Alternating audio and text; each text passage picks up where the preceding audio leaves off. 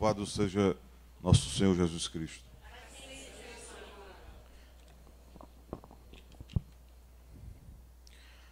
Diga assim comigo, por favor. Meu Deus, muito obrigado pela sua vida, pelo fato do Senhor ter compartilhado comigo a existência.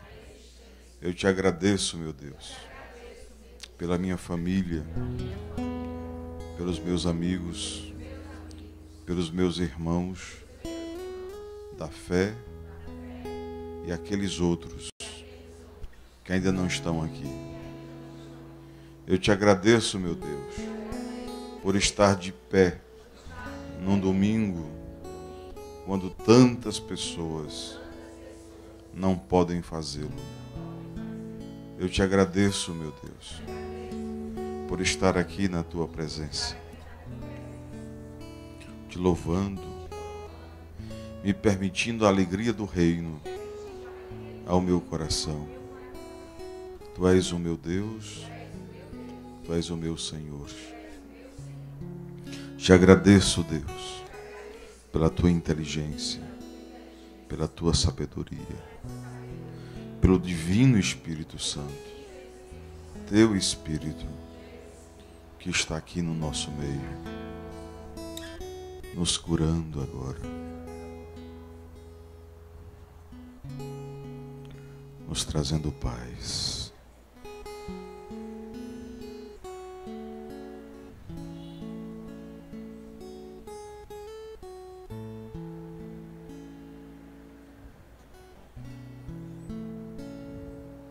Diga assim: confesso, Senhor, que eu não tinha jeito, mas o teu Espírito deu jeito ao meu jeito de ser. E hoje eu sou uma nova criatura. Eu quero, Senhor, com todas as forças do meu ser, levar o teu amor, levar a tua vida, os teus sonhos, a tantos outros.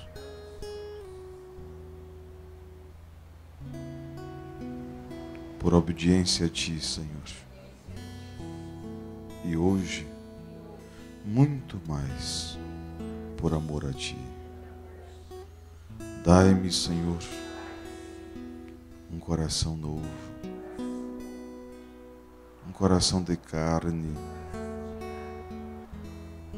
para ser encharcado pelo teu Espírito. Apresento a ti, Senhor,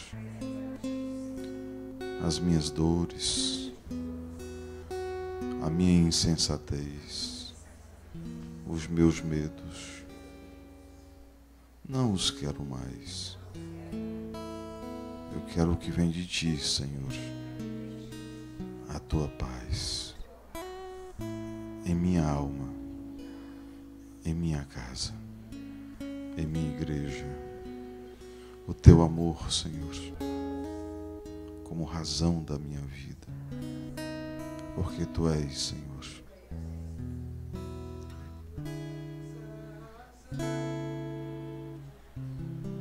Oh, aleluia. Tu és a razão da minha vida, o motivo de toda alegria. Quero que você, se você pudesse, ajoelhe na presença do Senhor e cante com o seu coração, com a sua voz, com o seu espírito, com todas as suas forças, que Deus é a razão da nossa vida. Tu és a razão da minha vida, o motivo de toda alegria. Em todo tempo louvarei, adorarei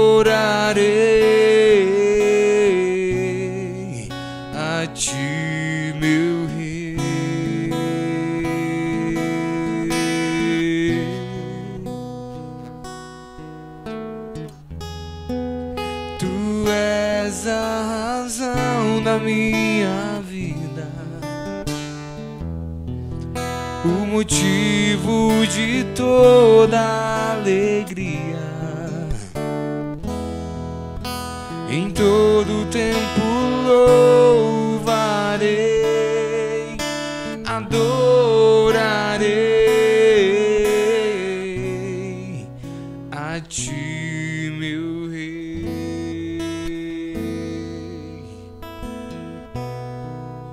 a Ti, meu Rei. Acredite, tudo o que a palavra de Deus diz que você é, ou creia, você é. Tudo o que a palavra de Deus diz para você ir, ou creia, você pode ir lá. Se a palavra de Deus fala que você é vencedor,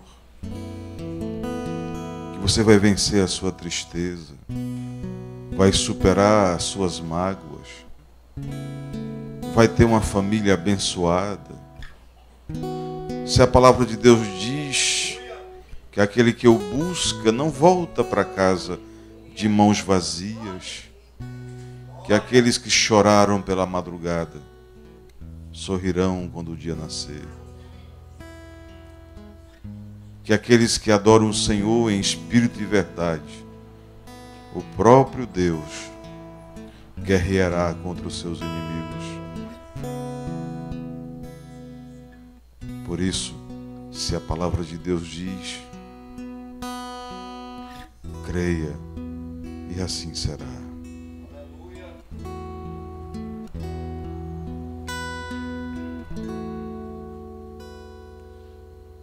Eu sou o que a Bíblia diz que eu sou.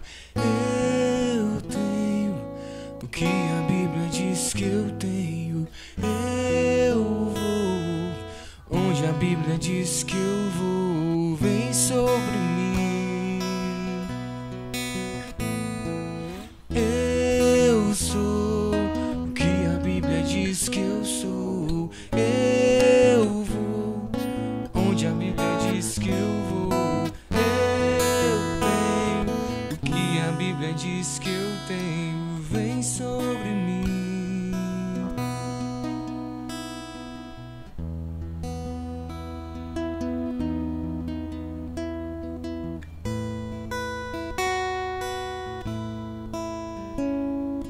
Eu sou o que a Bíblia diz que eu sou. Eu tenho o que a Bíblia diz que eu tenho. Eu vou o que a Bíblia diz que eu vou.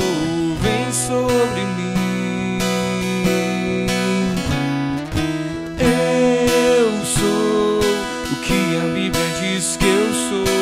Eu tenho o que a Bíblia diz que eu tenho. Eu vou onde a Bíblia diz que eu vou. Vem sobre mim. Declare isso, igreja. Eu sou. Eu sou. E eu tenho. Eu vou. E vem sobre mim. Eu sou o que a Bíblia diz que eu sou. Eu tenho o que a Bíblia diz que eu tenho. Eu vou onde a Bíblia diz que eu vou. Declare aí, ó Espírito Santo, divino, manto que me cobre, Tu és o meu amigo. Sonda-me, Senhor, pois Tu me conheces. Conheces, Senhor, quando eu me deito, os devaneios, os sonhos da madrugada. E me conheces, ó Deus, quando eu me levanto. Para onde eu fugirei, Senhor? longe da tua presença. Para onde eu irei, Senhor? Oh, se eu desço ao fundo dos abismos, lá tu estás. Se eu subo nos mais altos montes, lá eu também te encontro. Porque tu, Senhor, me sondas e me conheces. Aleluias.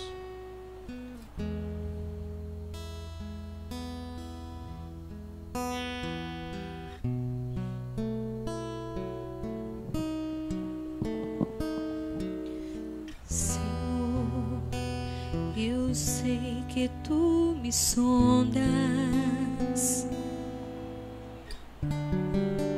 Sei também que me conheces.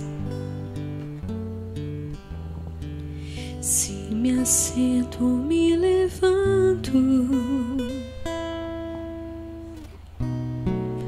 tu conheces os meus pensamentos. Quer deitado ou quer andando, sabes todos os meus passos. Ainda que haja em mim palavras, sei que em tudo me conheces. Senhor, eu sei que tu me sondas. Senhor, eu sei que tu me sondas. Senhor, eu sei que tu me sondas. Senhor, eu sei que tu me sondas.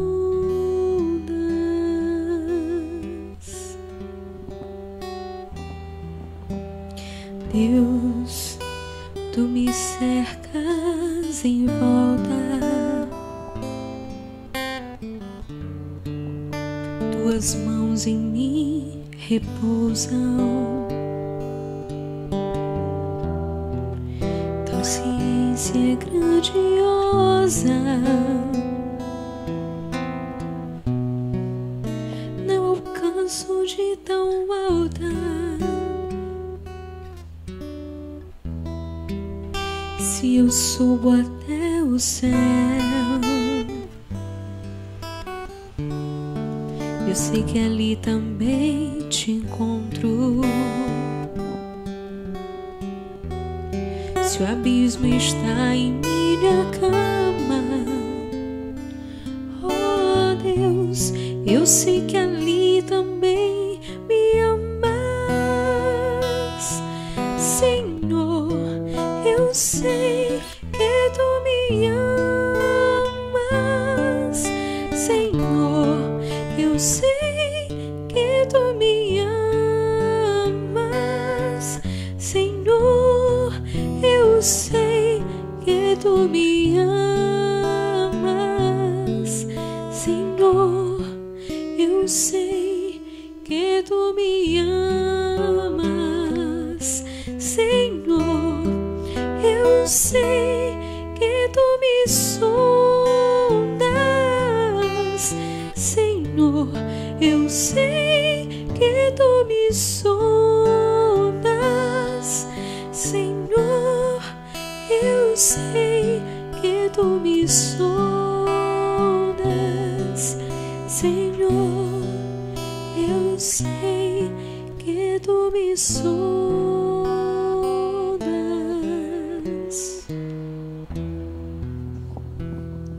Aleluias.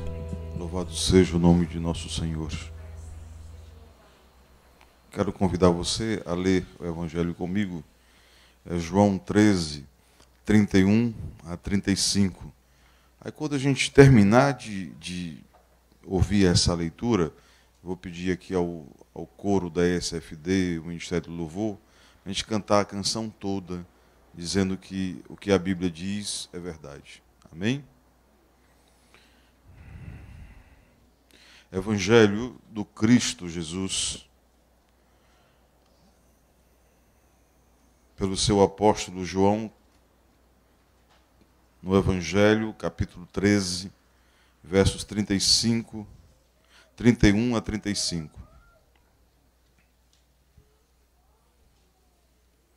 Louvado seja Jeová.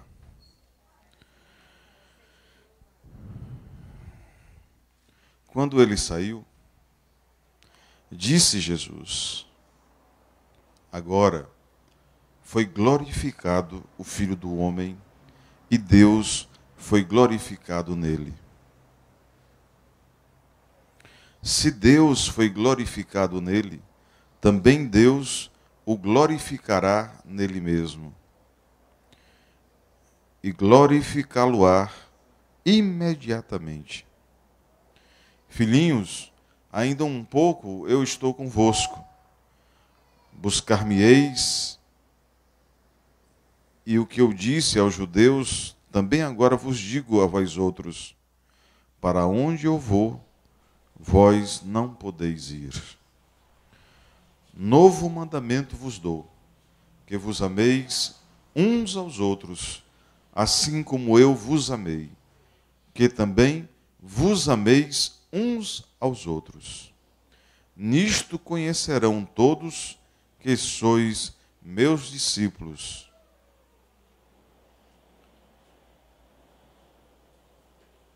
Nisto conhecerão que sois meus discípulos, se tiverdes amor uns aos outros. Amém, pessoal? Amém? Vamos dizer: nisto conhecerão que somos do Cristo, se tivermos amor uns para com os outros. Diga: nisto conhecerão que somos de Deus, se tivermos amor uns pelos outros. Nisto conhecerão que somos filhos de Deus, se tivermos amor uns para com os outros. Aleluias.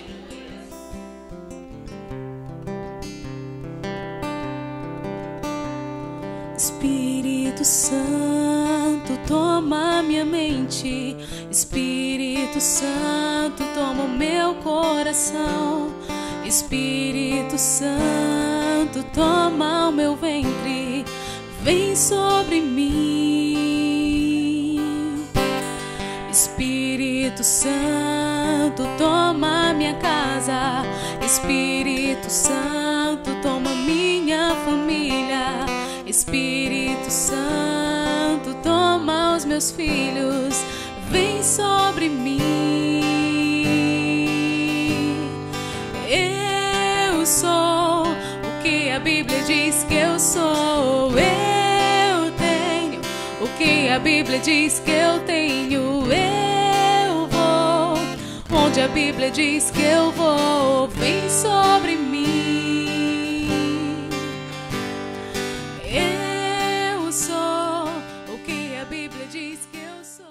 Aleluias. Podemos sentar, irmãos. Louvado seja Jeová. Vocês estão com calor, estão com frio? Hein? Está com, pastora Deonora? Pergunte para o irmão: irmão, se está com calor, está com frio?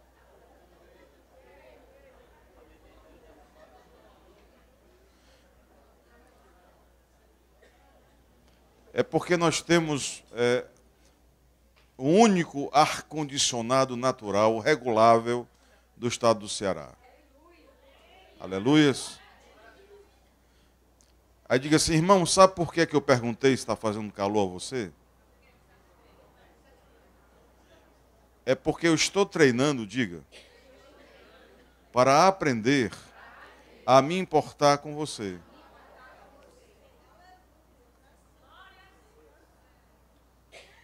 Porque na vida, diga, porque na vida, ninguém se importa com ninguém. Nesse lugar, se aprende a se importar e obedecer o pastor de vez em quando. Me arranja o ferrinho aqui para abrir aqui. Vocês vão descobrir o único ar-condicionado natural regulável que existe no Ceará. A gente pensa numa coisa, Deus pensa em duas. Como regular o clima. Preste atenção. Pronto, aí daí a pouco vai chegar a 27 graus. Daqui a 10 minutos eu pergunto como é que está a temperatura. Amém, pessoal? Amém, pessoal? No mundo, diga no mundo, diga. No mundo, diga. Aí fora. Ninguém se importa com ninguém. E diga, e na igreja, muitas vezes também é assim. Mas hoje eu vou aprender que aprende-se a amar o amor. O amor deve ser aprendido. Amém? Louvado seja Jeová. Nós estamos vivenciando hoje o 8º dia de umas pregações canalizadas para um propósito. Trabalharmos a visão da Páscoa. Aqui a igreja, ela não trabalha na Páscoa porque é um símbolo litúrgico, ou porque chegou a data da Páscoa e a Nestlé põe ovos de Páscoa. Não. Nós nos preparamos muito antecipadamente. O nosso Natal é preparado muito antecipadamente. Nós chamamos da preparação do que vivemos agora de advento.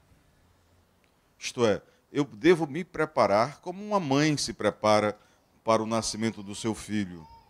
Eu devo me preparar, eu devo ajeitar as coisas, eu devo organizar minha vida, eu devo fazer os exames para ver se eu não tenho uma doença, não tenho alguma coisa. Assim como nós, no mundo espiritual, devemos fazer. Olhar dentro de nós, para ver se não tem nenhuma doença espiritual. Doença espiritual, por exemplo, é ódio, é raiva, é rancor, é dúvida, é medo, é incredulidade, é ofensa, é pensar mal. Então a gente tem que olhar para dentro da gente e verificar se nós temos essas doenças cancerosas que minam a nossa alma na expectativa do Espírito Santo. Então nós estamos trabalhando, pessoal, já há algum tempo, essas duas concepções.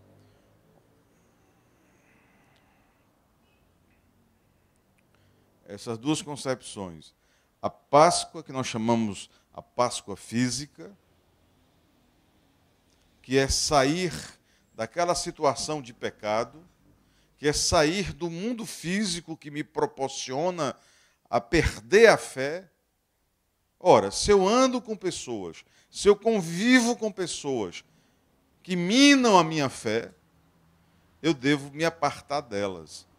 Tem fundamento bíblico, pastor Orlando, para isso? Eu lhes asseguro que a Bíblia inteira é nesse sentido. Mas, muito especialmente, o que está lá no Salmo 1, quando diz que a pessoa só será feliz, bem-aventurada, aquela que não se senta na mesa do zombador, do escarnecedor, e não vai no caminho dos ímpios, não recebe o conselho dos ímpios. Então, isso é o mínimo que se espera de um cristão, de uma cristã.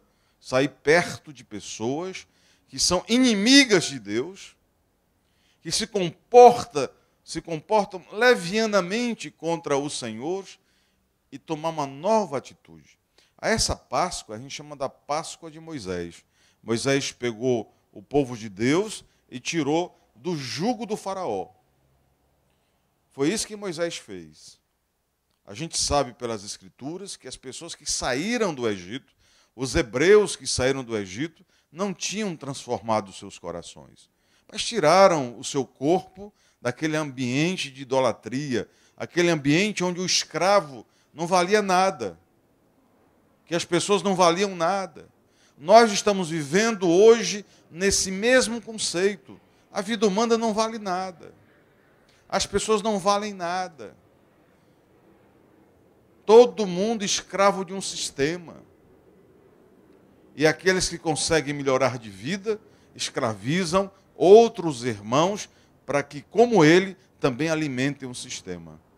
Então, Deus quer ser o Deus da nossa existência e quer nos tirar desse sistema diabólico de escravização.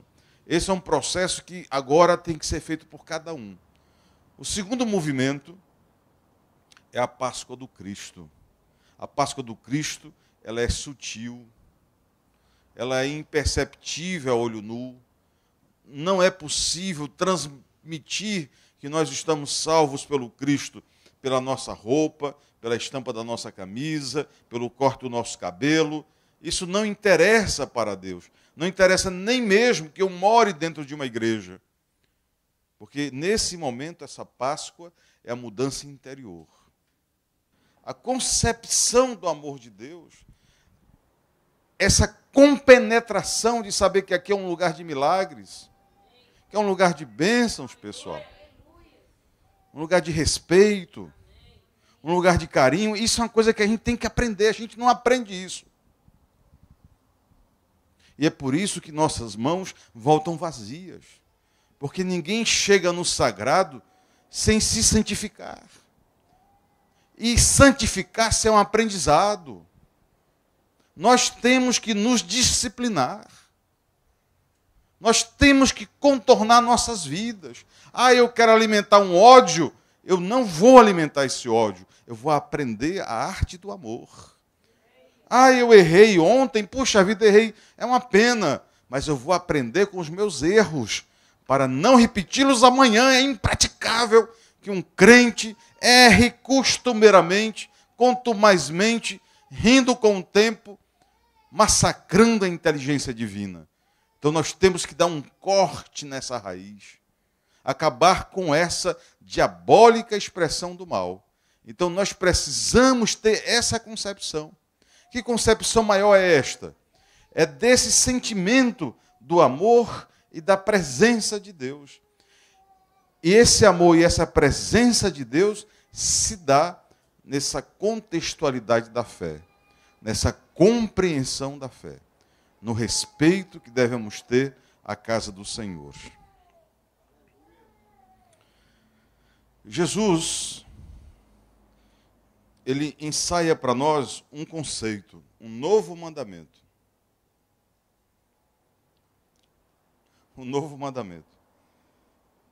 Ele diz assim, olha, eu dou um mandamento a vocês. É que vocês aprendam a amar. E parece uma frase bonita, mas é uma frase puxando a orelha. Vocês dizem que amam do jeito de vocês. Eu quero que vocês amem do meu jeito, de Jesus. Porque nunca foi tão desgastado o amor como nesses últimos séculos. Todo mundo fala do amor, todo mundo diz que é o amor, tem canção aí de amor, perjorando, modificando o sentido, a realidade do amor. Então nós precisamos olhar para Jesus Cristo e dizer, meu Deus, eu quero aprender o amor que o Senhor me ensina. Esse amor que me disseram aí não tem sentido. Esse amor que nos conversam aí não é verdadeiro. Então ele diz, olha, eu tenho um mandamento aqui que modifica esse conceito do amor. E aí a gente está trabalhando. Para quê? Para que esse amor de Deus ele vá para nossas famílias. Esse amor de Deus vá para o nosso coração. As pessoas pensam que o amor de Jesus é um amor de pelica. É um amor macio. Não, o amor de Jesus é o amor, se eu pudesse explicar, de um pai que usa todas as formas para salvar seu filho. Jesus entrou no templo, foi com um chicote. E espancou todo mundo lá dentro. Para dizer para as pessoas que a casa de Deus é um lugar de adoração. É um lugar de oração. É um lugar para desenvolver o amor. Aí você pode dizer, mas ele foi rude, ele foi grosseiro. Não, não é verdade. Ele vinha explicando, ele vinha pregando, ele vinha ensinando, ele vinha mostrando. Aí entra pelo ouvido e sai pelo outro. Nós que vivemos aqui, achamos que vamos viver mais do que Cristo. Ele não tinha tempo. Ele sabia que ele tinha aquela oportunidade. Você tem que olhar para o seu dia e dizer, meu Deus, eu não tenho esse tempo todo. Eu tenho essa oportunidade de viver o teu amor, de viver a tua graça. Eu não posso estar brincando com isso. Eu não posso estar deixando para lá. Então, a ideia de Jesus é essa, que nós devemos impregnar aqui na nossa congregação. Eu tomei assento de algumas notas e quero compartilhar com vocês. Jesus, ele deseja que todos os crentes, como está lá em Efésios 2,19, pertençam à família de Deus. É muito interessante você entender isso, porque as pessoas pensam que, ao fazer uma igreja, nós estamos fazendo uma família para Deus. Não, Deus já tem uma família. Quando nós ingressamos na igreja, nós ingressamos na família de Deus. Essas regras da família de Deus, Deus já as tem definido. Eu acho muito engraçado quando uma igreja, quando uma comunidade, quando uma sociedade de cristãos criam regras próprias daquele instituto, como se aquele instituto fosse por ele criados. Na verdade, não é. Deus já fez a regra. Deus já disse como é. Ah, pastor, mas eu tenho um pensamento diferente. Então você não faz parte da família que Deus desenhou para nós. Esse desenho da família tem regras. Tem nome, tem sobrenome, tem orbital, tem endereço, tem estatuto, tem regras, tem conselhos, tem promessas, tem tesouros, tem riquezas, tem glórias. Está tudo lá, muito bem desenhado, como um bom testamenteiro faria ao entregar os bens de alguém que amou muito o seu filho, ao partir deixou. Então, a ideia é essa. Isso significa que a igreja não é algo feito por nós, mas sim algo a que pertencemos. Então, quando a gente entra com aquela ideia, eu vou aprender. Quando a pessoa entra numa congregação séria, ela tem que dizer, é como se eu tivesse nascido no mundo. Nenhuma criança nasce, já sai correndo, falando inglês, espanhol, esperanto, russo. Não, 1 ano para aprender a balbuciar uma palavra.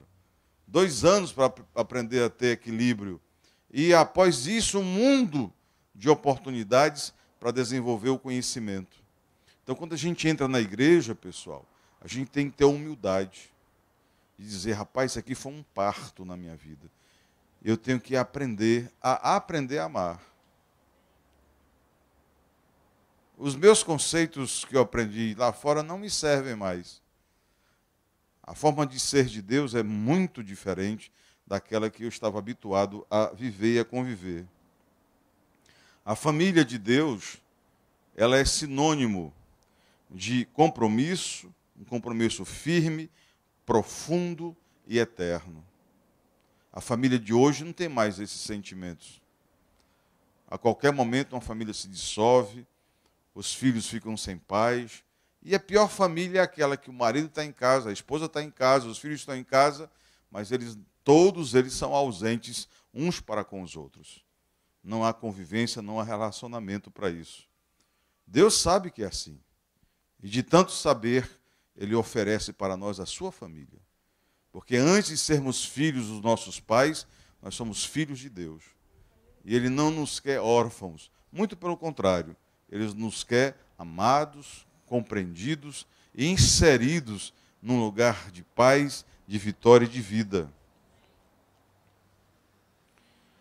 Para muitos de nós, esta imagem sobre a família natural, é falha, porque nunca realmente pertencemos a uma família íntegra e amorosa. Tem os aborrecimentos. Essa ideia da família perfeita, do pai perfeito. Muitos jovens me diziam ao longo das nossas pregações: pastor, quando o senhor fala num pai amoroso, eu tenho muita dificuldade de ver esse pai, porque meu pai não é amoroso comigo. Então, essa palavra amor é um negócio muito complicado. Então, a referência nunca será a família na qual estamos, que, infelizmente, não aprende a arte de amar. As pessoas vão para um matrimônio só com a química. Eu gosto de você, eu quero bem a você, eu abraço você, saio com você, como pizza junto, e isso, aparentemente, parece ser o suficiente, mas não é. Não é, porque casam-se não só o corpo, mas também a alma, a mente, o espírito. E se aqueles dois outros não estão casados entre si, a pessoa vai dizer: nossa, quem é você? Eu não casei com isto. Eu não casei com esta pessoa. Essa pessoa não é aquela que eu conheci. E isso vai acontecer mais cedo ou mais tarde, se naquele lar não tiver a presença de Deus. Quando a gente lida com famílias, que é o que nós fazemos há 40 anos, a gente observa isso. A pessoa tem dificuldade de entender que a sua família tem semelhança com a família de Deus. Exatamente porque o amor, o perdão, a paz nunca entraram pela porta daquela casa. Nós conhecemos apenas modelos quebrados, relacionamentos destruídos e corações feridos. Se você conversar com qualquer pessoa com mais de 10 anos de matrimônio, você vai escutar uma catalinária de dores, de aborrecimentos, de problemas que ali foram gerados. E o que as pessoas fazem? Elas engolem. As que não destroem o matrimônio vão engolindo aqueles aborrecimentos. Como uma mola, daquelas molas muito grandes, que você vai achatando a mola. Enquanto ela pode ceder, você vai achatando. Um aborrecimento aqui, uma preocupação acolá, um tratamento ruim ali, uma piada acolá, um comentário ruim ali, nenhuma palavra de vida, de vitória, de bênção, de confiança, de amor, de respeito. E a gente vai no pagodeiro mais próximo, que diz que depois da briga o amor é muito bom, e o amor que ele se refere é o amor físico. Depois da briga o amor é muito bom, e depois do amor muito bom é o nojo que a pessoa tem do outro. E esses volumes desses sentimentos vão se avolumando até o momento que essa mola, ela não tendo mais o que ceder, ela explode num pedir de um copo d'água. Não entendi. Fulano deu um salto na minha cara porque eu pedi um copo d'água. Não foi o copo d'água. Não foi o favor que a pessoa pediu. Não foi o empréstimo que a pessoa pediu. Foi uma vida de falsos amores. Aí Jesus diz: eu quero que vocês se amem. 13:35 de João. Mas não quero que vocês se amem do jeito que vocês estão pensando, não. Eu não quero que você faça da minha congregação do jeito que você está pensando. É do jeito que eu estou dizendo. Funciona desse jeito. É como se você fosse a um bom médico, um médico excelente, ele dissesse: olha, eu vou lhe prescrever 1 hora de caminhada, de 6 da manhã a 7 da manhã, uma alimentação regrada, tais e tais remédios adicionais para o senhor superar essas dores, e em seguida o senhor deve tomar esses procedimentos. Aí você sai e diz: bom, caminhar eu não vou. Cortar a minha alimentação naquilo que me faz mal, também não vou. Vou tomar só os remédios. 6 meses depois, o senhor está pior do que estava antes e reclama com o médico: doutor, eu estou pior do que eu estava aqui quando eu cheguei. E ele perguntará: o senhor fez o que eu determinei? Nós ouvimos a palavra de Deus, nós sabemos que a palavra de Deus tem verdades, e a gente sai dessa consulta, que é o culto, e resolve fazer da vida do jeito que a vida dá. Aí você sai cantando igual o Zeca Pagodinho, né? Deixa a vida me levar, a vida leva eu. Mas nem sempre a vida te leva para o lugar de Deus. Conhecemos apenas modelos quebrados, relacionamentos destruídos e corações feridos. Eu nunca conheci uma família que estivesse harmoniosa, abençoada. Não conheço, nunca conheci. Sempre tem um problema, uma dificuldade, filhos com problemas, casais com problemas. Por isso que o Evangelho é uma boa notícia. Por isso que nós dizemos que somos evangélicos. Os evangélicos são aqueles que educam, que dão boas novas às pessoas. As boas notícias são que Deus quer providenciar para você exatamente a família que você deseja com tanta ansiedade. Essa família, ela não é feita do acaso, não. A família que Deus está prevendo é aquela que ouve a minha palavra e põe em prática. Eu tenho discutido isso muito com os irmãos, porque na nossa cabeça há uma dicotomia, há um abismo. Quando Jesus diz, a minha família, puxa, e a minha família de carne? Hein, pessoal? E a minha família de carne? Quer dizer que a minha família de carne não é minha família? É só a igreja que é a família?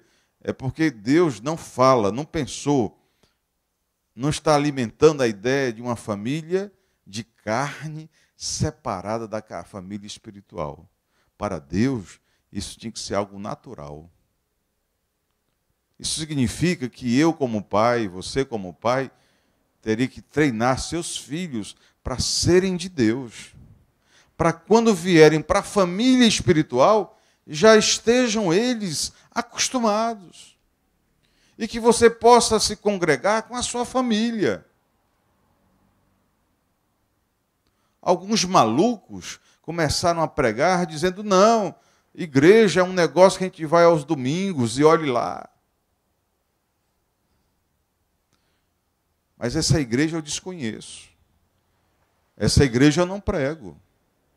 Essa igreja não está na ordem do dia nesse lugar. A igreja é aquela que está lá em casa. Quando for lá para casa, é a tua igreja. Aí tem lazer, tem brincadeira, tem amor, tem conversa, tem alimentação, tem tudo.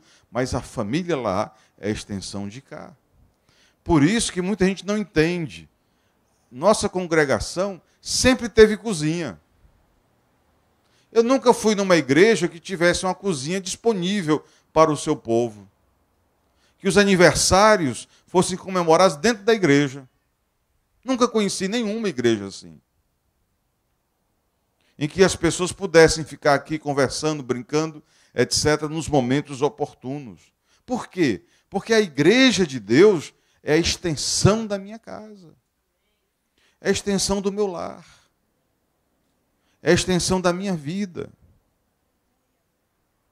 E a igreja de Deus deve ser a extensão lá onde eu moro. O que acontece? Nós amamos a Matrix. A gente vive de acordo com a porta que a gente abre. Se nós fôssemos íntegros, completos de Deus, não importava a porta, seríamos a mesma coisa. Tanto fazia estar abrindo a porta do meu escritório, como está abrindo a porta do quarto que eu durmo, como está abrindo a porta da igreja, como está abrindo a porta da sociedade, da política, da economia. Não importava. Eu sou o que a Bíblia diz que eu sou, em todos os lugares. E acabaria com esse fantoche, com esse desenho imoral do crente oportunista, que é o crente que na vida normal se comporta de maneira mais ridícula possível, e quando vai à igreja bota a Bíblia debaixo do braço, aí começa a andar como crente, fala como crente, se veste como crente, mas de crente ele não tem nada. O crente ele não precisa desses atributos.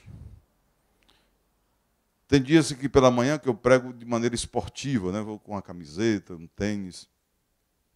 Aí um irmão se levantou e disse assim, olha, pastor, eu ouvi aqui atentamente, até gostei da mensagem e tal, mas o senhor não tem cara de pastor, não.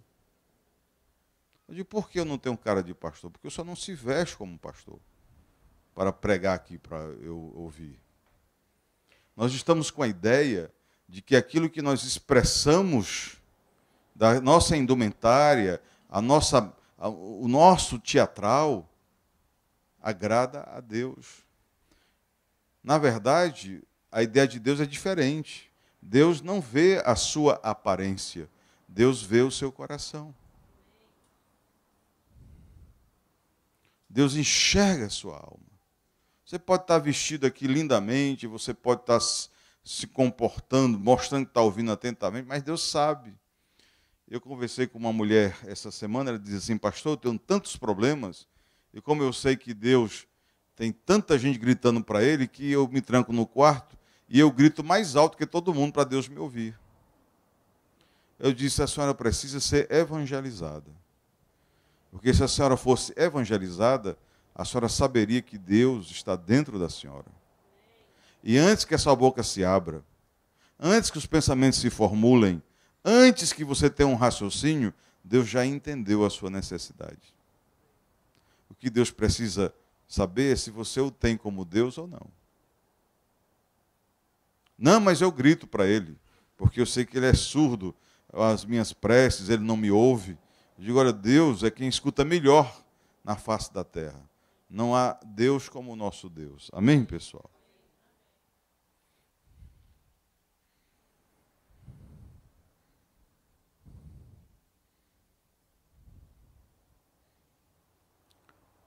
Nós estamos desenhando uma ideia que se chama 7 cadeiras e um mandamento, salvar vidas.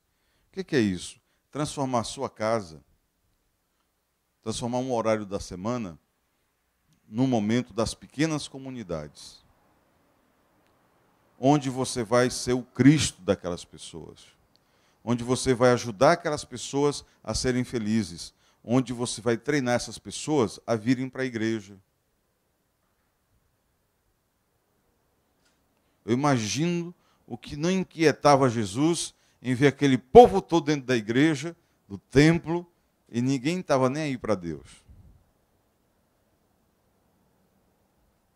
Aqui na comunidade, nós vamos ensinando que na hora do culto não tem celular, que na hora do culto não tem mau comportamento, que as pessoas têm que entrar na presença de Deus, serem humildes. Nós ensinamos que as pessoas se ajoelham aqui para não se ajoelharem a nenhum problema do mundo, a nenhum gangster do mundo. Você vai guerrear, a pessoa é mais forte do que você, e você é de Deus, você sai da presença desse sujeito e vai no lugar do recôndito, no lugar da adoração, e coloca a situação que você está vivendo diante de Deus. E vá dormir. E aguarde o que Deus vai fazer pelo seu fiel. Às vezes, nem o dia passa e a situação está transformada. Quando eu convido você a ter essa humildade, de permitir que Deus cresça e que você diminua, eu estou lhe propiciando a que nunca mais um medo tire você da vida. Uma preocupação tire você da existência. Nunca mais você entre a ser escravo de você mesmo. Você seja liberto. Então, nos pequenos grupos, você pode desenvolver relacionamentos saudáveis. Isso se aprende. Isso se aprende. Em nenhum outro grupo você aprende a viver de maneira saudável. Em nenhum outro grupo. Porque mesmo que se você participasse de um grupo que trata do peso do corpo, mas a pessoa não vai tratar da sua alma, da sua família, das suas emoções.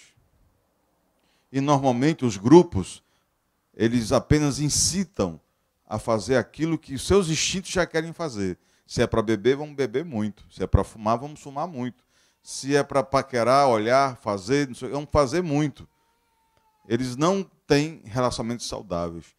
E quando você precisa precisa, 99% das vezes as pessoas não querem te ajudar. E 1% que quer te ajudar, não sabe. Muito bem, se é dinheiro, e eu tenho muito dinheiro, eu posso colocar a mão no bolso e está aqui, eu vou pagar a sua dívida. Mas se for coisas do coração, se for coisas da alma, se eu não quero mais viver, como é que você vai me ajudar? Você vai me colocar num psiquiatra para ficar durante a minha vida inteira dependente de química? Então, nós ensinamos as pessoas a terem relacionamentos saudáveis e a conviverem com saudabilidade nesses relacionamentos. Nos pequenos grupos, deve ser desenvolvido o caráter semelhante ao do Cristo. Cristo é muito engraçado. Ele diz, vocês me chamam de mestre e senhor, e eu sou. Mas vejam, sou eu que estou desatando a sandália de vocês. Sou eu que estou lavando os pés de vocês. Fui eu quem preparou essa ceia. Fui eu quem organizou essa sala. Fui eu quem salvou fulano. Fui eu quem dei a vida. Fui eu quem vai carregar. Serei eu quem vai carregar a cruz. Jesus, ele contraria as nossas ideias de poder, de grandeza, de força. Jesus diz que a força não está no seu bíceps, no seu tríceps, nos seus músculos, mas a força vem do Pai Celestial. E essa força ela é alimentada através da oração. E que não há nenhum problema com aspectos físicos, porque Deus ele trabalha com o Espírito. Conta uma história que era um monge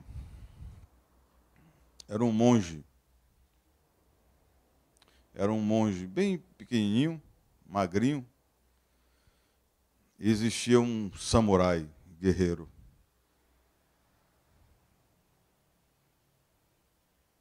Samurai guerreiro. Diz que o samurai chegou de uma luta, tinha morto bem 200 inimigos, estava sujo, enfim. Aí ele viu o monge. O samurai ele é muito obediente aos monges, aos líderes, aos mestres. E esse menino ele era tido como um dos homens mais sábios. Ele era fininho, magrinho, desse tamanho. O samurai era um parrudão, tá? Bem parrudão. Então o samurai chegou perto do menino, disse assim, do monge pequenininho, disse: mestre, o que é o céu e o que é o inferno?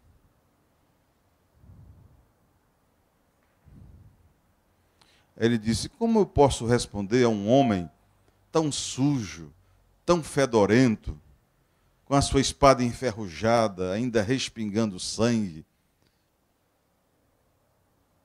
Este homem sequer devia estar na minha presença. Aí o samurai se enrubesceu, ficou chateado, zangado, sacou da espada e... Aí o monge ficou assim, olhando para ele. Aí quando o samurai olhou e viu que não tinha o menor receio no monge, ficou paralisado. Aí o monge olhou para ele e disse: agora isso aí é o inferno. Aí o samurai esfriou, limpou a espada, colocou na bainha, enquanto guardava e se ajoelhava, o monge disse: isso aí é o céu.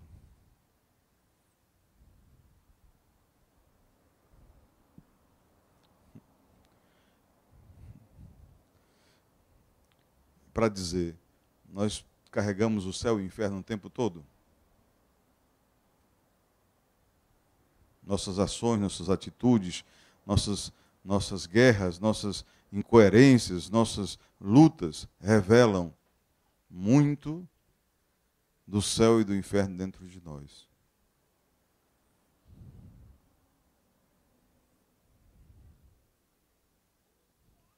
Mas se o inferno está disponibilizado, mais disponibilizado e ensinado está o céu para nós. Mas nós podemos escolher, definir que caminhos devemos tomar. Ou do samurai de continuar matando e desovando todo mundo, ou de simplesmente tomar um banho e entrar numa vida monástica. Diz a historinha que esse samurai se converteu e passou a ser discípulo do monge. E passou o restante da sua vida sem nunca mais ferir nem magoar ninguém. Porque ele percebeu que viver no céu era infinitamente melhor do que viver no inferno. Mesmo que no inferno ele sempre vencesse as batalhas. Ganhar batalhas no inferno adianta, pessoal? Deixa eu contar para você isso, para você entender.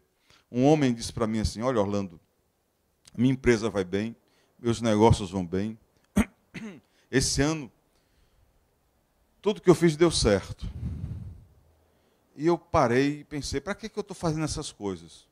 A minha mulher faz tempo que não me valoriza. E os meus filhos nem sequer me chamam de pai. Você sabe qual é o meu ânimo de sair de manhã e trabalhar e batalhar para levar o alimento para dentro de casa? Diga você, nenhum. Nenhum. Então não adianta vencer se as suas vitórias são carreadas dentro do inferno. Então não adianta. Não adianta.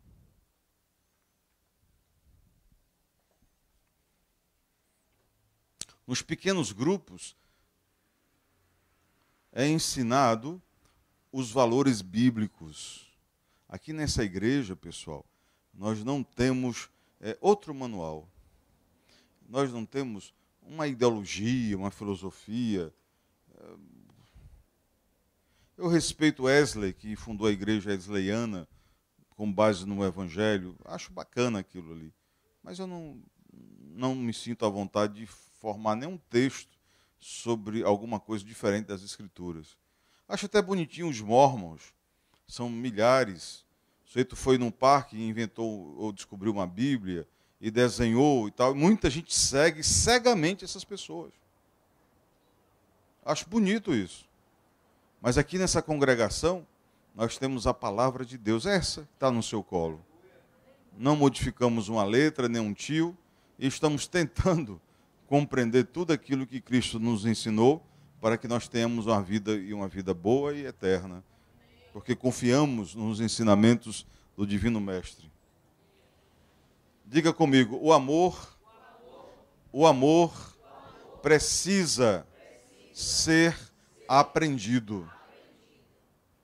Diga aí, Aninha, o amor precisa ser aprendido.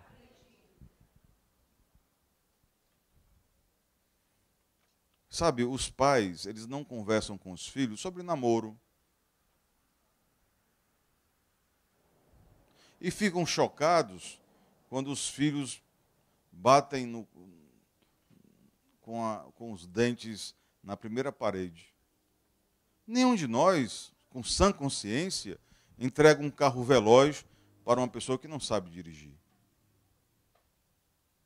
E diz, está aqui a chave, o tanque está cheio, e cuidado, hein? Tem muitas curvas na estrada de Santos. Então a gente precisa entender que nós precisamos ensinar às pessoas como é a vida. A ideia de Jesus vir ao nosso meio, pessoal, é única, é ensinar as pessoas a aprenderem a amar. Amém, gente? Amém. Porque as pessoas, elas não sabem amar. Elas não têm compromisso. Elas não têm palavra. Elas dizem que vão fazer e não fazem. Os casamentos que deveriam ser a coisa mais duradoura, está se rompendo aí a rodo. Os filhos não sabem nada de Deus. A ideia de Deus é uma coisa assim, muito mais porque Deus trabalha na mente dessas pessoas do que pelo que elas foram ensinadas a terem em suas mentes. Cada um tem um jeito de ser evangélico. Cada um tem uma crença maluca. Carregamos o mesmo livro, mas vivemos diferentes diagnósticos, diferentes conceitos. Quando o único conceito valioso é aquele que lá está contido. E a pergunta é a seguinte: quão você é dedicado à sua família, que é a igreja.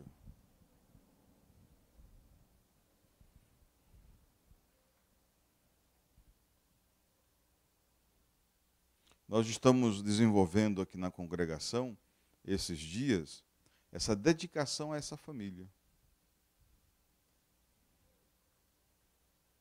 As pessoas, elas querem um lugar ideal, sim ou não? Sim. As pessoas querem uma cidade ideal, sim ou não? Sim. As pessoas querem ser amadas, sim ou não? Sim, sim ou não, pessoal? Sim. E estão achando isso? Então caia do cavalo logo. Nós temos que fazer esse trabalho. Nós temos que fazer esse trabalho. Porque simplesmente ele não existe. Tem ou não razão o Senhor? Tem amor lá no seu bairro? Tem amor lá na sua rua? No seu bloco de apartamentos? Quem inventou a moradia vertical imaginava que cada bloco de apartamento as pessoas viveriam em comunidade.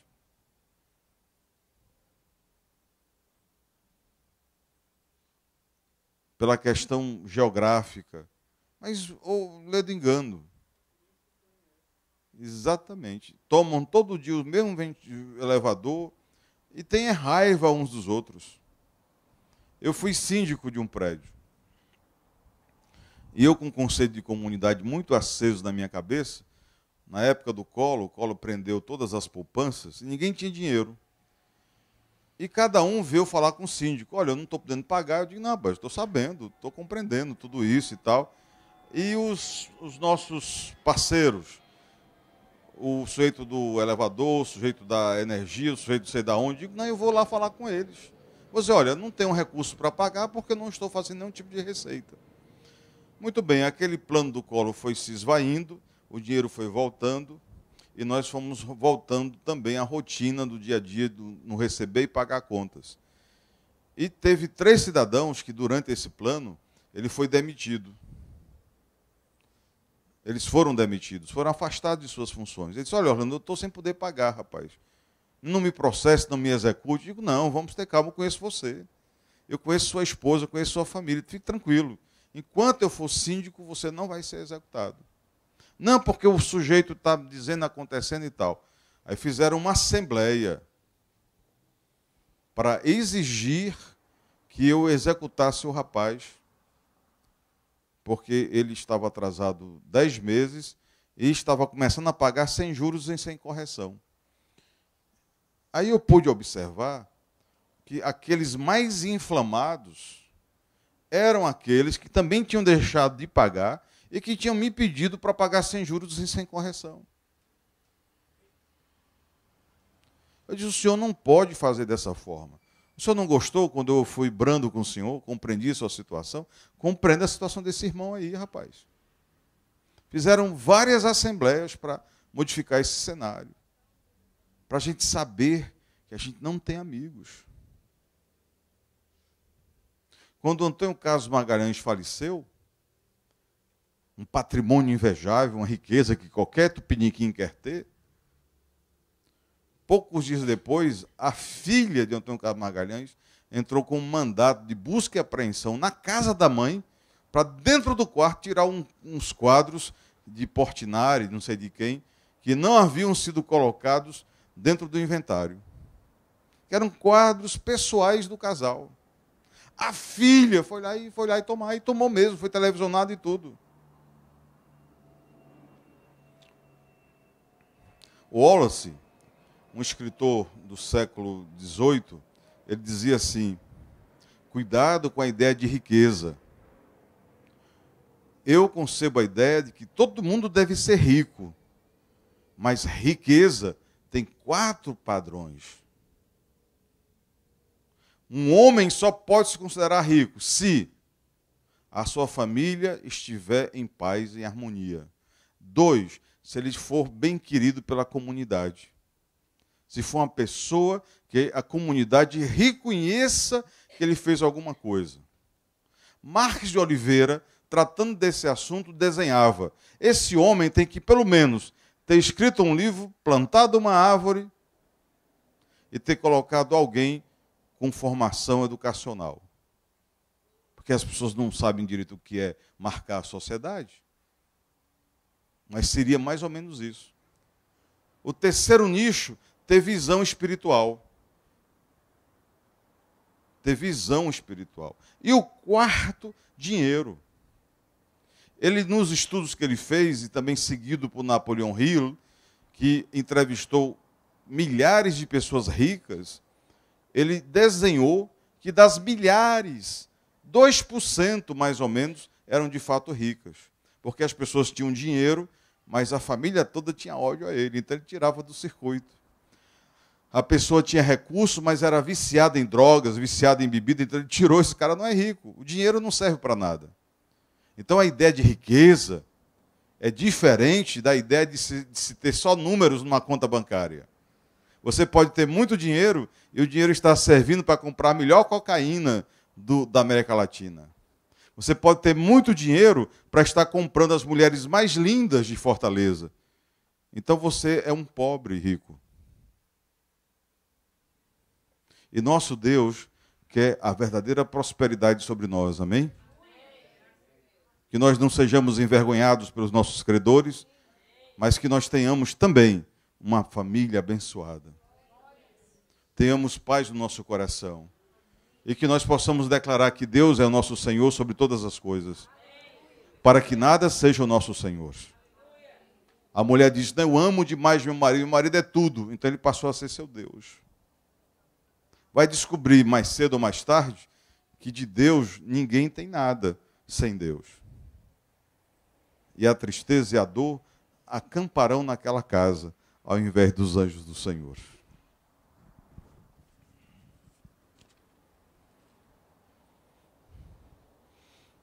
Em João está dito, se tiverem amor uns pelos outros, todos saberão que vocês são meus discípulos. Todos saberão. Aqui Jesus ele não diz assim, me amem, me adorem, e aí o povo saberá que vocês são meus discípulos, como as igrejas fazem. Jesus, eu te amo, Jesus, eu te adoro.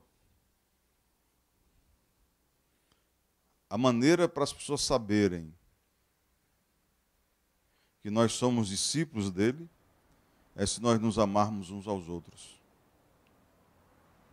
O crente que não liga para outro crente, engajado,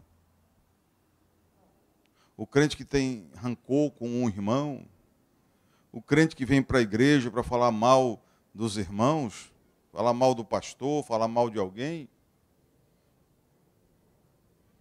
esse nunca chegou nem perto de conhecer Jesus Cristo. A ideia de Jesus, para aqueles que querem ser seus discípulos, é somente esta. Se vocês amarem uns aos outros, todos saberão que vocês são meus discípulos. Por isso que a gente tem dificuldade de reconhecer uma comunidade cristã. E é por isso que nós estamos brigando aqui, semana após semana, oração após oração, culto após culto, praticamente 96 horas de oração no final de semana, para que as pessoas aprendam o que é que significa ser discípulo de Jesus Cristo.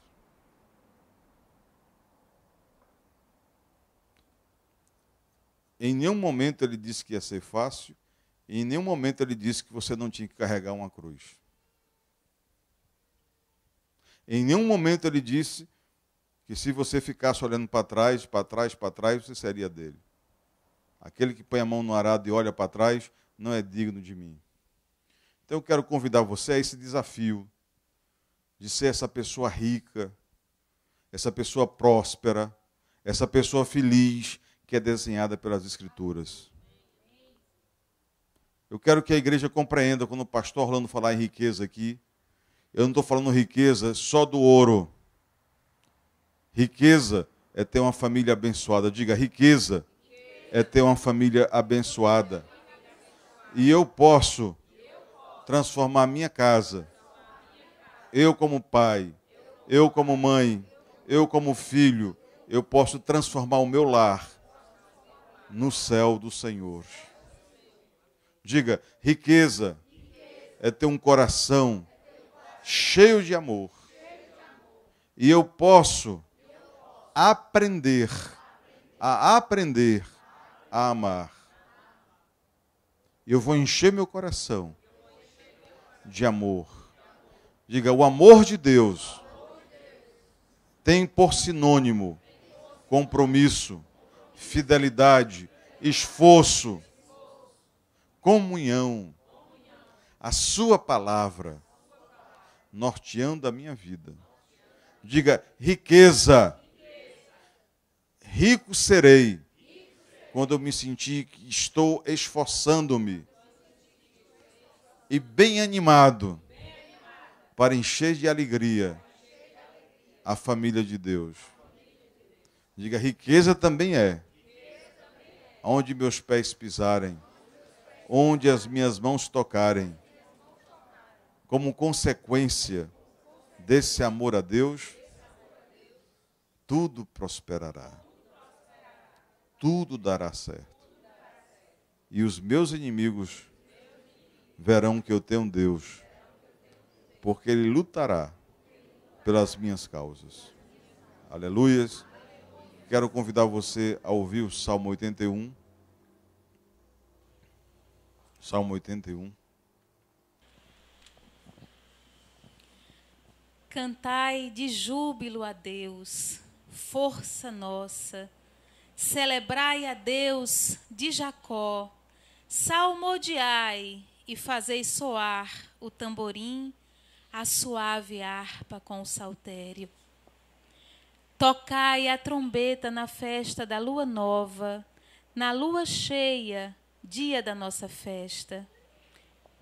É preceito para Israel, é prescrição do Deus de Jacó. Ele o ordenou como lei a José, ao sair contra a terra do Egito. Ouço uma linguagem que eu não conhecera. Livrei os meus ombros do peso, e suas mãos foram livres dos cestos. Clamaste na angústia e te livrei. No recôndito do trovão eu te respondi e te experimentei, junto às águas de Meribá. Ouve, povo meu, quero exortar-te, ó Israel, se me escutasses. Não haja no meio de ti Deus alheio, nem te prostres ante Deus estranho. Eu sou o Senhor teu Deus, que te tirei da terra do Egito. Abre bem a boca e encharei. Mas o meu povo não me quis escutar a voz, e Israel não me atendeu. Assim, deixei-o andar na teimosia do seu coração. Siga os seus próprios conselhos. Ah, se o meu povo me escutasse! Se Israel andasse nos meus caminhos, eu de pronto lhe abateria o inimigo e deitaria mão contra os seus adversários.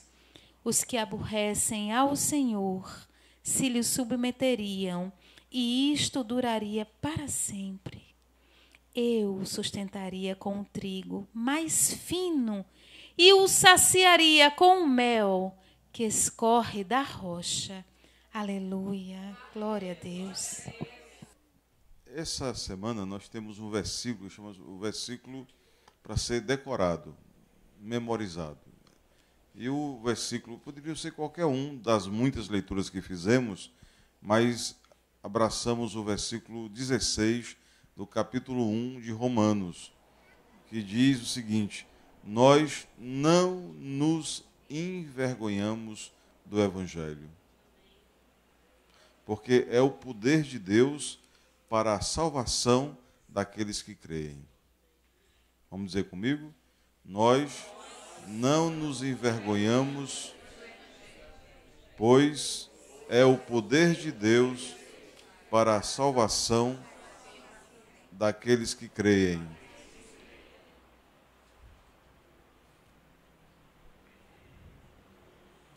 A sua congregação, ela 48 vezes por ano dedica 4 dias a orar e pensar em Deus.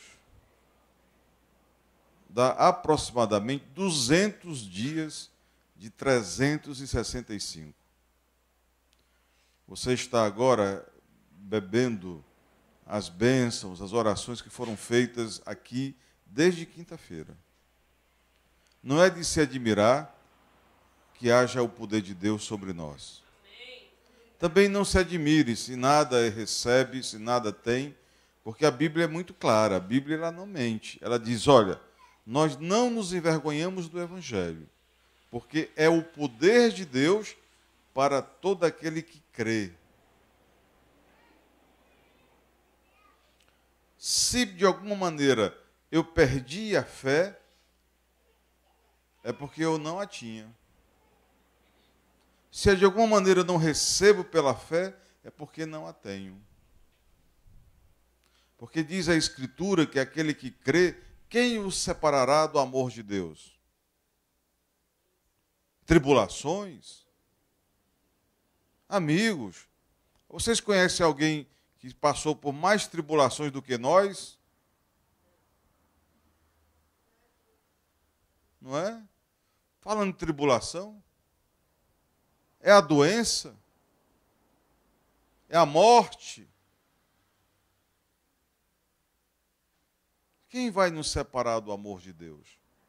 E por que não nos separamos do amor de Deus? Porque tínhamos fé.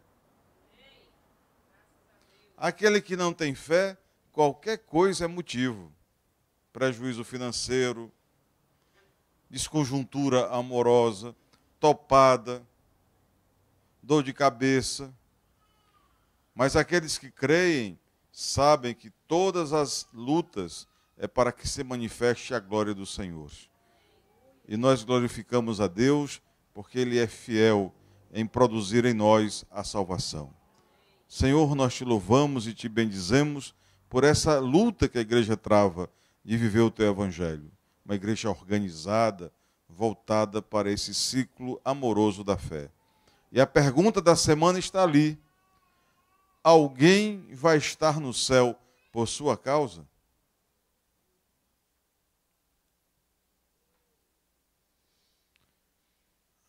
O segredo de Deus é o seguinte: quando você ajuda uma pessoa que você não conhece, Deus ajuda aquelas que você conhece.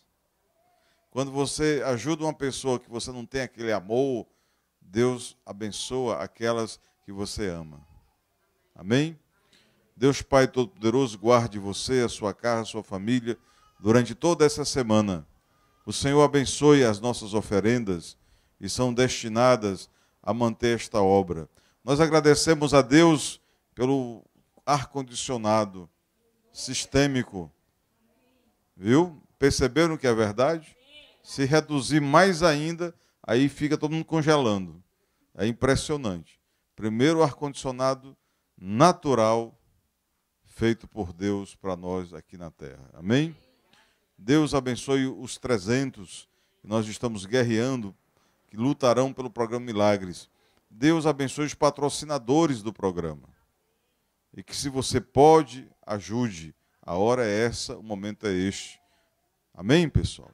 Deus Todo-Poderoso te abençoe e te guarde, te proteja, te leve, te traga sempre em segurança.